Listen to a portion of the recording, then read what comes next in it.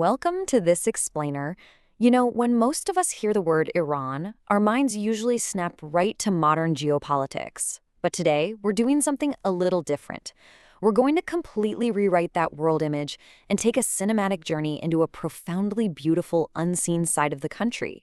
We're talking impossible architecture, modern infrastructure, and a culture that has deeply shaped human history. Think about it for a second. What if the headlines we see every single day are only telling us like 1% of the actual story? We are going to leave that 45-year, 24-hour news cycle completely behind for a bit. Instead, let's dive in and uncover 7,000 years of architectural and cultural depth, a place where ancient wisdom lives right alongside modern engineering.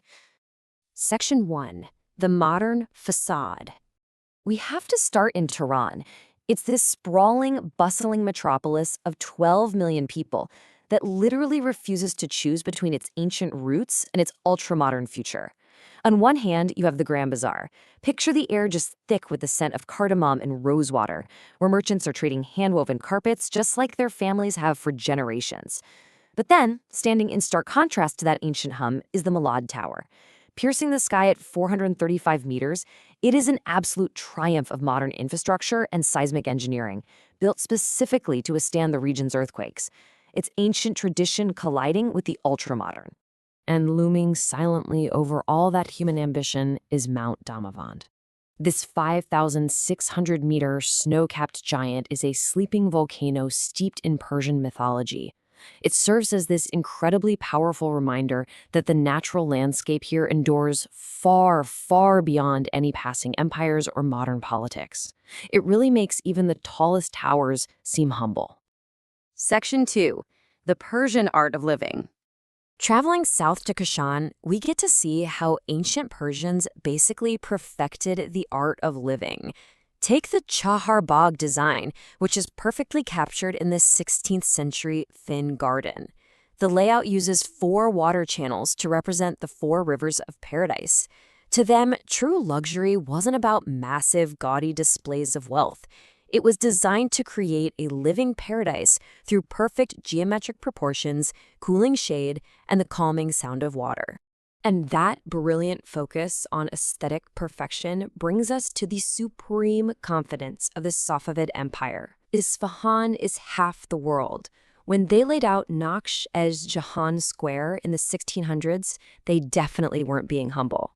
This space was so vast and mathematically perfect that it completely dwarfed the muddy streets of London from that exact same era. It was literally a stage built to overwhelm you with its sheer beauty.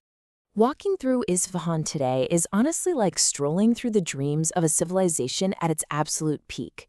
You've got the Shah Mosque, where the turquoise and gold dome actually changes color as the sun moves across the sky. There's the Jame Mosque, which acts as a living 8th century textbook of evolving Persian Islamic design. Then you have the Ali Kapo Palace, a 6-story marvel with an intricately carved acoustic music room. And of course, the Sio Sepul Bridge, 33 stone arches that perfectly mirror themselves in the water below. It's a masterclass in architectural marvels. Section 3. Mastering the Impossible.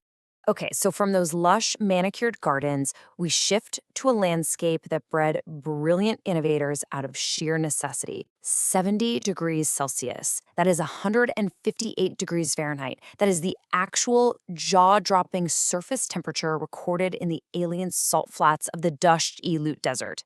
It's an environment so unbelievably extreme that NASA literally tests its Mars equipment there. So how on earth do you survive near that kind of heat?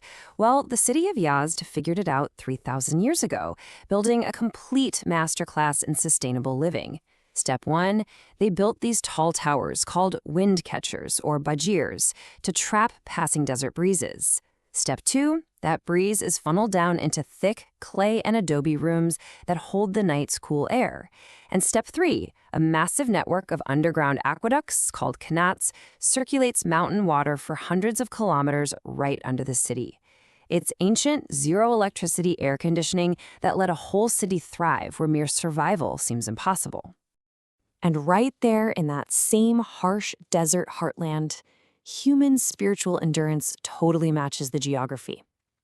Here lies the home of Zoroastrianism, the world's first monotheistic religion. Inside their temple, priests have tended to a sacred, eternal flame that has been burning continuously for over 1,500 years. It's a really striking symbol of their ancient harmony with those intense earthen elements. Section 4. Ancient Echoes of Unity. Leaving the stark desert behind, let's explore the beating heart of the Persian soul in Shiraz. Take the Nasr al-Mulk, known as the Pink Mosque.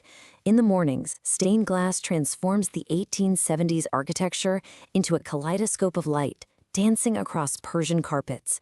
Then there's the tomb of Hafez, where pilgrims still flock today to open his poetry books at random to seek life guidance. And the shrine of Ali ibn Hamza, completely covered in a 14th century mirror work style called Ayene Kari. It transforms the architecture itself into a sacred prayer of light. Now, the crucial point here is how this deep culture influenced their ancient politics. Over 2,500 years ago in Persepolis, the Achaemenid Empire wasn't carving images of brutal conquest into stone. They carved diverse delegations bringing gifts as partners. The Cyrus Cylinder, often called the first declaration of human rights, essentially proclaimed that people should be free to follow their own customs. It showed the ancient world that true power lies not in crushing differences, but in protecting them. Section 5. Beyond the modern headlines. To really grasp Iran's world image today, we absolutely have to look objectively at modern geopolitics. Take the Strait of Hormuz. At just 21 miles wide at its narrowest point, this is an incredibly crucial economic choke point. A massive 21% of all global oil trade, that's about 21 million barrels every single day, flows right through this tiny gap. This narrow passageway gives Iran extraordinary geopolitical leverage over global markets, which is exactly why the region is so intensely monitored by the rest of the world. But just beyond those highly militarized straits is a hidden geography full of incredible ecological diversity and persistence. You have Keshim Island's unique Hara mangrove forests and the Caspian Hyrcanian temperate rainforests, one of Earth's oldest ecosystems. You've got people living in 700-year-old volcanic rock homes in Khandavan, and most remarkably, the Arghibam, a 2,000-year-old mud citadel. After a devastating earthquake flattened it in 2003, Iranian craftsmen painstakingly rebuilt it over 2 decades. It's a profound testament to their cultural persistence. We also cannot discuss the modern world image without looking at 1979. This popular uprising brought an immediate, total transformation to the country. Pre-1979 Iran was characterized by heavy Western integration, miniskirts, and nightclubs. Post-1979, the Islamic Republic was established, bringing mandatory hijabs and new societal restrictions, but simultaneously opening up unprecedented university access for women.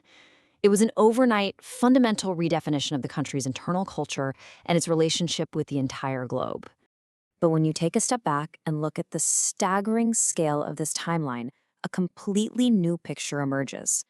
We start way back in 5000 BC with early settlements, move through massive empires building Persepolis around 500 BC, hit that stunning architectural golden age in the 1600s, and then way down at the very end is 1979. The revolution and those geopolitical headlines we know so well today represent less than 1% of Iran's grand, enduring 7,000-year story. So after exploring 7,000 years of impossible desert engineering, mathematically perfect architecture, and an extreme cultural resilience that refuses to be erased by earthquakes or time, you really have to ask yourself, will you ever view Iran or those daily headlines the exact same way again? Thanks for joining me on this explainer, and I hope this broader lens gives you a completely new perspective on the unseen world around us.